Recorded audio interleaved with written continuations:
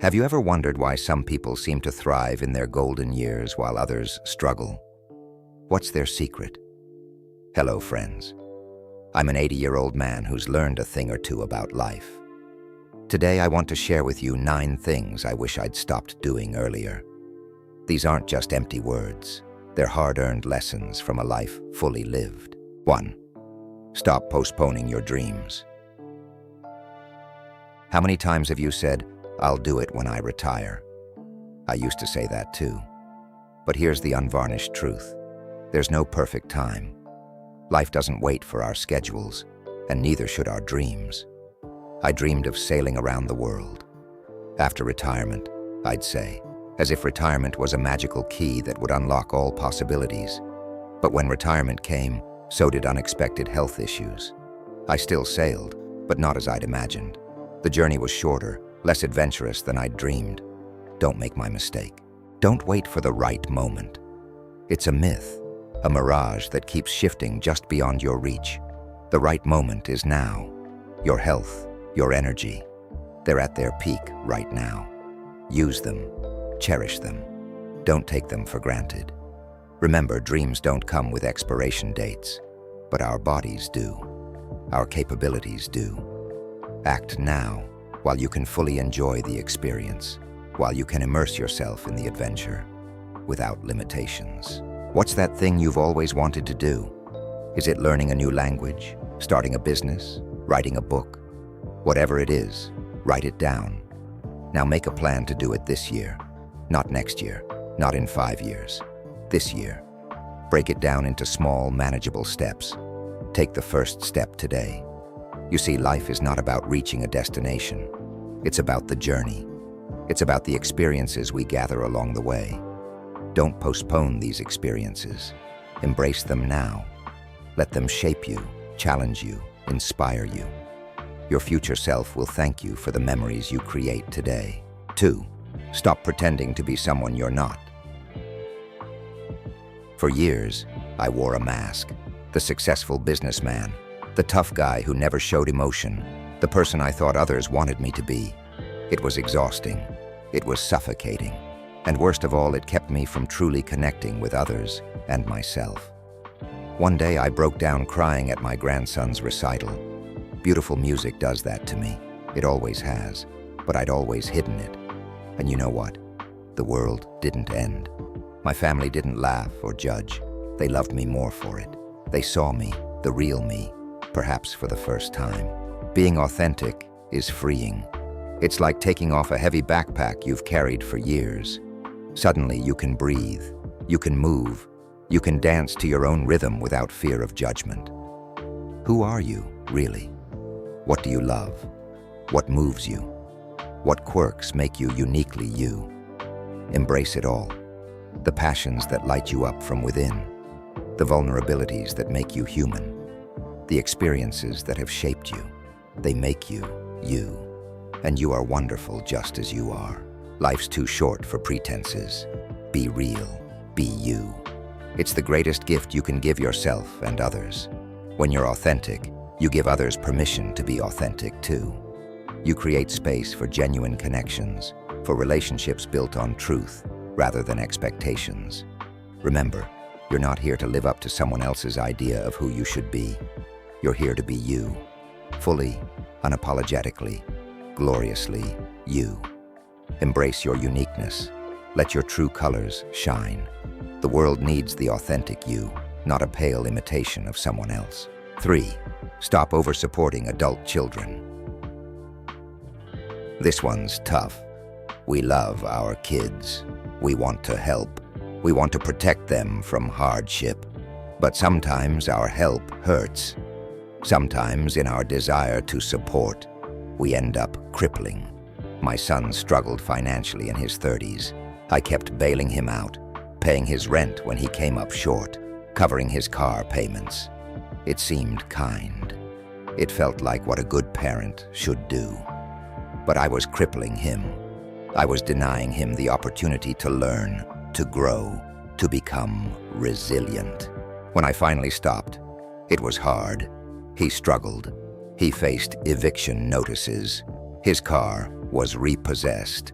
As a parent, it was agonizing to watch. But then, something remarkable happened. He flourished. He learned budgeting skills he'd never needed before. He found a better job, one he might not have looked for if he'd been comfortable. He even started saving. Our kids need to fall to learn to get up.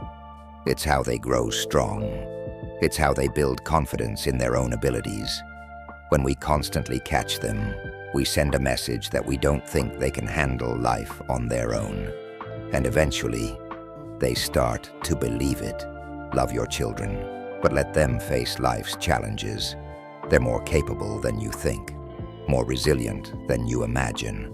Your role now is to be a supporter, not a savior. Offer advice when asked, but let them make their own decisions and face the consequences of those decisions. And remember, you need to focus on your own financial security now. Your working years are behind you. Your earning potential is limited. It's not selfish to prioritize your needs. It's necessary. You can't help anyone if you've depleted your own resources. Supporting your children doesn't mean doing everything for them. Sometimes the best support you can offer is the space to grow, to struggle, to overcome. Trust in the foundation you've given them. Have faith in their ability to soar on their own. 4. Stop saving unnecessarily. Saving is important. Yes, it's a habit that has likely served you well throughout your life. But at some point, you need to shift gears. You need to enjoy the fruits of your labor. You've spent years accumulating. Now it's time to experience. I saved diligently for decades. I pinched pennies. I delayed gratification. But when I hit 70, I realized I had more than enough. Yet I kept saving out of habit, out of fear, out of a scarcity mindset that no longer served me. My wife finally said, "When are we going to enjoy this money? When are we going to live?" She was right. We had saved for this time, yet we weren't using it to enhance our lives.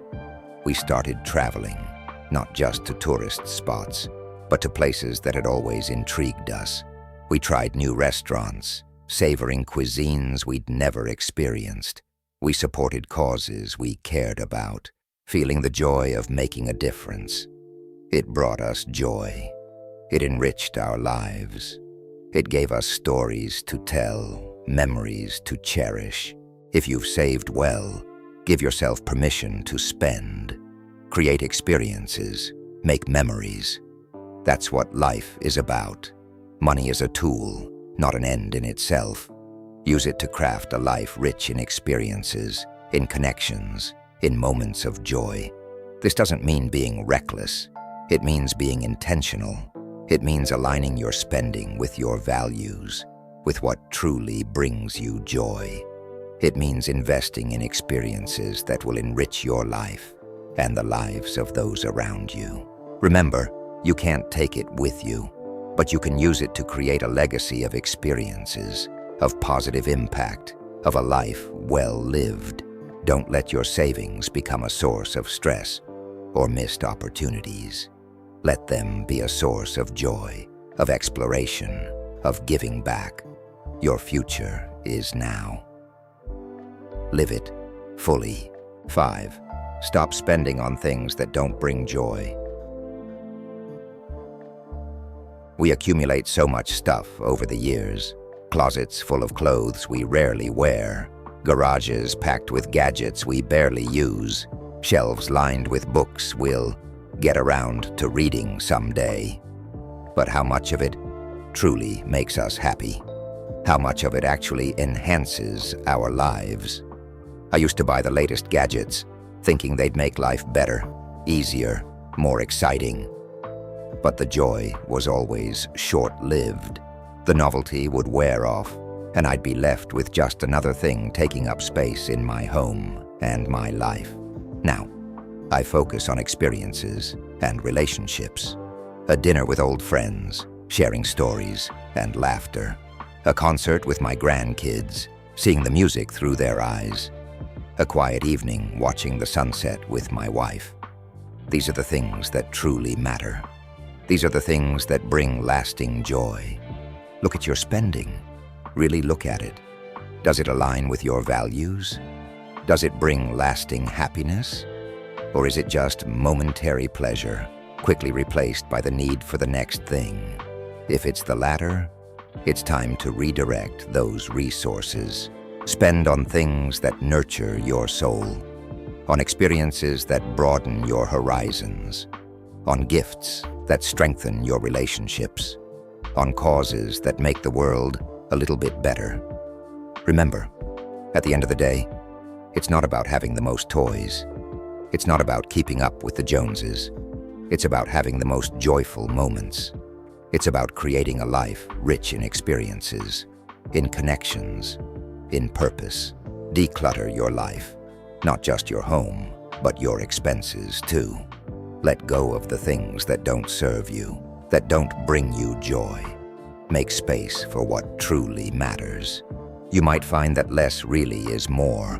More freedom, more peace, more satisfaction. 6. Stop worrying about things you can't control. Worry is a thief. It steals your present moment, your peace, your joy. It robs you of the very life you're trying to protect. I used to fret about everything: the economy, world events, what others thought of me, what might go wrong tomorrow. It was exhausting and pointless. It didn't change anything except my own state of mind, and not for the better. One day I realized most of what I worried about never happened. And for the things that did happen, worrying hadn't helped one bit. It hadn't prepared me. It hadn't protected me. It had only stolen countless precious moments that I could never get back. Focus on what you can control: your actions, your attitude, your responses. Let go of the rest. It's easier said than done, I know. But it's a skill worth cultivating, a mindset worth adopting.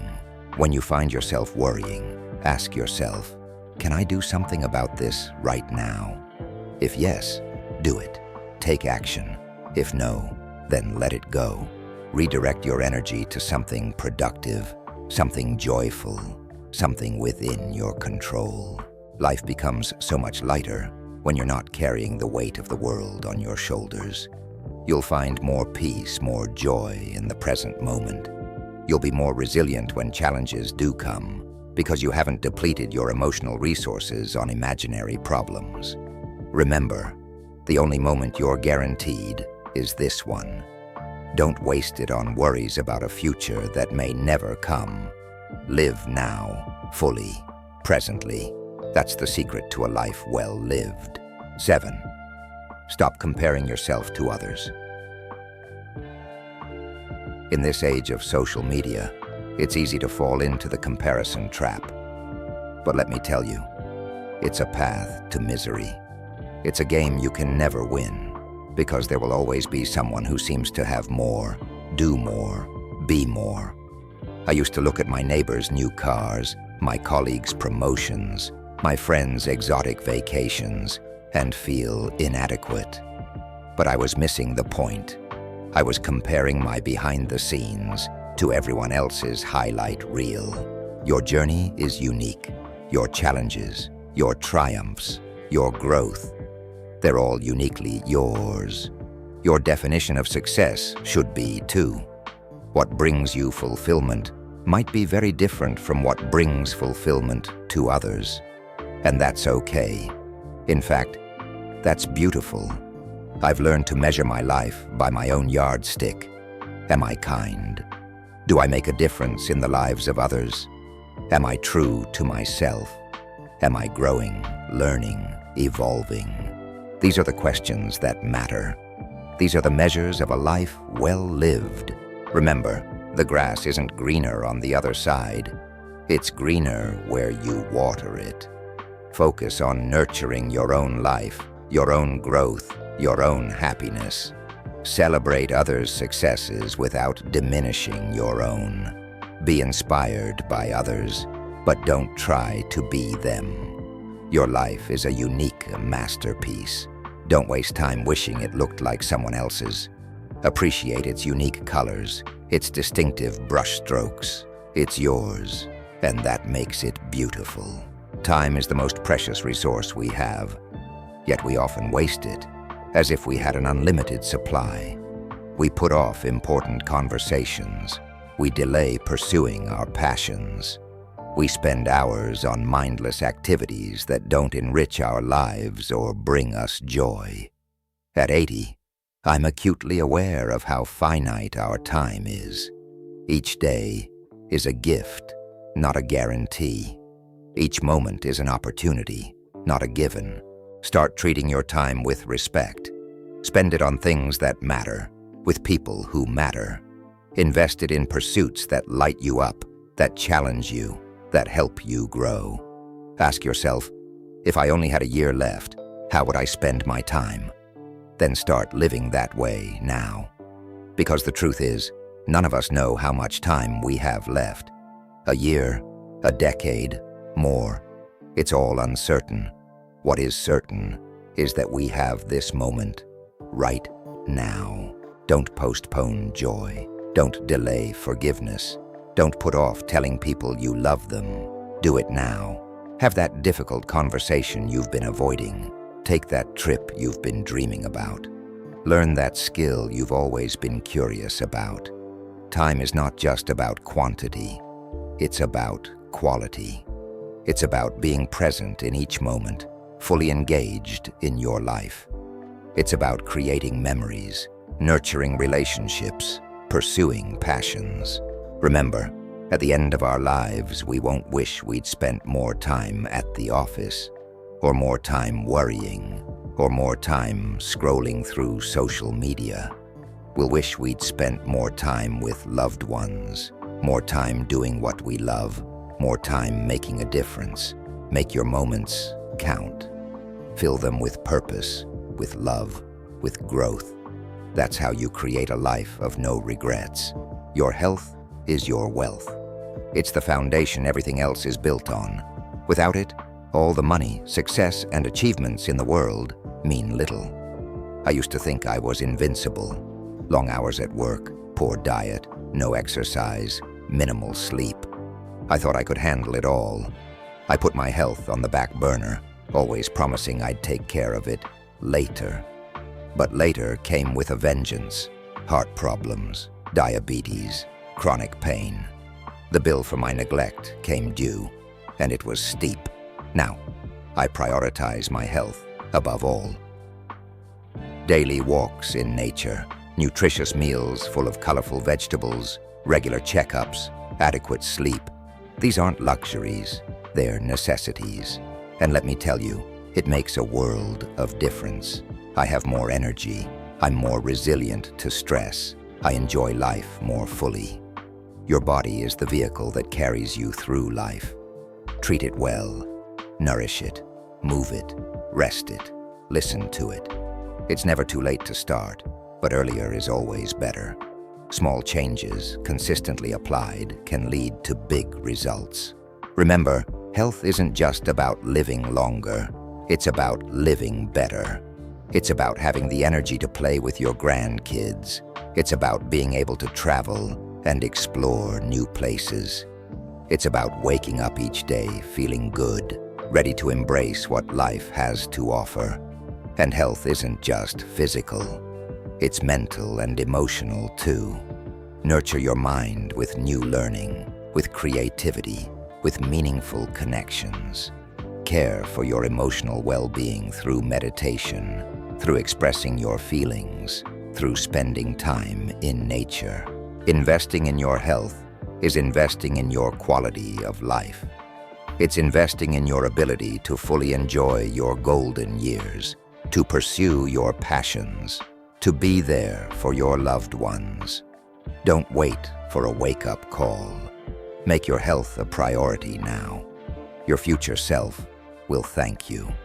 Life after 55 can be the most rewarding time of your life. It's a time of wisdom, of knowing what truly matters. It's a time when you have the freedom to shape your life exactly as you want it. By stopping these 9 things, you create space for joy, for authenticity, for what truly matters. You open yourself up to new experiences, deeper connections, and a more fulfilling life. You've spent years taking care of others, building careers, accumulating wealth. Now it's time to focus on you, on living fully, authentically, joyfully, on creating a life that resonates with your true self, that brings you deep satisfaction and happiness. Remember, the best years of your life aren't behind you. They're the ones you're living right now. Every day is an opportunity to write a new chapter, to create new memories, to make a difference. These years can be filled with growth, with joy, with purpose, if you allow them to be. By letting go of what no longer serves you, you make room for new experiences, new connections, new ways of being. Thank you for listening to my story, for allowing me to share these lessons I've learned over my 80 years. I hope they serve you well, that they help you create a life filled with joy, purpose, and deep satisfaction. If you found value in this video, please like, share, and subscribe. Hit the notification bell to stay updated on future videos. And remember, it's never too late to start living your best life. See you in the next video.